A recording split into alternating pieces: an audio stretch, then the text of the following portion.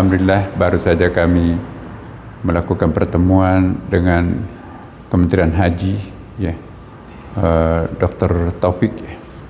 Alhamdulillah kami diterima dengan baik di Masjid Haram. Ternyata di dalam Masjid Haram itu ada sebuah tempat VIP yang sangat luar biasa, ya. Kami disuguhi makan malam dan juga pembicaraan yang cukup panjang, lebih dari 1 jam. Kita membicarakan banyak hal, antara lain beliau meminta ke Kementerian Agama Republik Indonesia untuk lebih siap menghadapi haji akan datang, karena akan ada penyempurnaan. Saya juga menanggapi bahwa alhamdulillah kami juga sudah ada badan, dan menyertai kami juga badan penyelenggara haji juga memberikan bantuan yang sangat signifikan terhadap penyempurnaan pelaksanaan ibadah haji di Indonesia. Poin yang penting juga yang kita bicarakan, kami minta beberapa, ya biasalah permintaan. Pertama kami minta di zona 1 di Mina, supaya nanti kita tidak lagi menggunakan Mina Jadid, dan alhamdulillah itu diapresiasi. Yang kedua kami juga minta penambahan jumlah petugas, karena mengingat daftar tunggu kami sedemikian lama sampai 48 tahun, sehingga mereka itu kebanyakan yang senior yang akan menyelenggarakan ibadah haji, jadi perlu pendampingan yang bagus. Kemudian juga dokter dan tenaga medis kesehatan akan dipertimbangkan, karena memang ini karena rencananya ada pengurangan 50%, minimum bertahan seperti tahun lalu. Yang ketiga kami juga meminta supaya diberikan apresiasi terhadap penempatan jemaah haji di berbagai tempat, ya, fasilitas-fasilitas yang lebih khusus, karena mengingat jemaah haji kami ini adalah paling banyak. Kita diskusikan juga masalah murur, ya, murur itu ya akan lebih bagus kalau seandainya itu diperbolehkan, diperkenakan oleh fatwa Majelis Ulamanya boleh, itu juga akan lebih melancarkan jamaah haji, karena jamaah haji Indonesia paling besar. Kalau itu bisa dilakukan murur, itu nanti akan berkontribusi terhadap penyelenggaraan kelancaran ibadah haji. Kita juga bicara sedikit tentang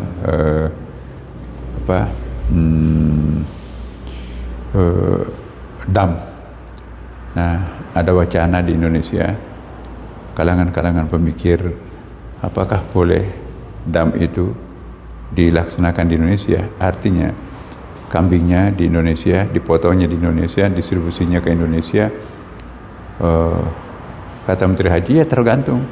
Kalau misalnya pertimbangan ulamanya di setempat itu menganggap itu boleh, kami tidak ada masalah, malah lebih ringan buat kami, jadi mengurangi beban kami dan juga menambah manfaat kepada masyarakat Indonesia itu sendiri. Tapi sekali lagi itu, apakah itu sudah dibenarkan oleh fatwa Majelis Ulamanya? Nah, ini kami akan diskusikan. Saya tanyakan juga apakah ada negara seperti itu. Ada sih beberapa sporadis, ya, termasuk Turki juga sudah banyak melaksanakan hal yang sama. Kemudian kita diskusikan juga mengenai tanazul. Tanazul itu ya dia serahkan ke Indonesia. Kalau memang itu lebih siap, ya itu juga lebih bagus, sebetulnya lebih melonggarkan pergerakan di Mina. Kami juga diskusikan tentang pesawat, ya,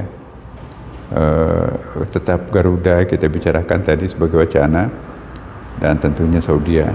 Dan kalau ada alternatif lain nanti kita akan diskusikan lebih lanjut.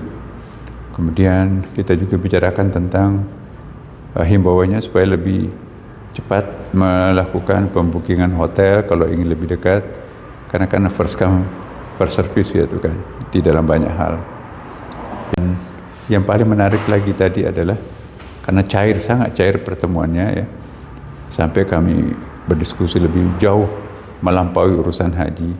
Saya katakan bahwa saya membaca jalan pikirannya yang mulia, dia melalui YouTube, Instagramnya. Saya punya banyak kemiripan pendapat bagaimana mengupgrade martabat umat Islam bukan saja di Indonesia atau di Saudi Arabia, tapi dunia Islam. Nah, sangat-sangat apresiasi itu ya, termasuk kita memikirkan ke depan. Saya minta supaya dibangun museum hadis seperti hanya yang ada di Madinah, dan insya Allah minta space di Istiqlal. Ada nggak space di Istiqlal yang bisa dibangun itu? Saya bilang ada. Lengkap.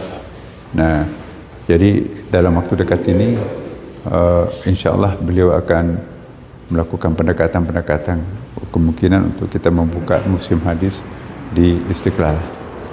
Beliau juga sangat berharap bahwa Menteri Agama Republik Indonesia ini juga ikut bersama-sama dengan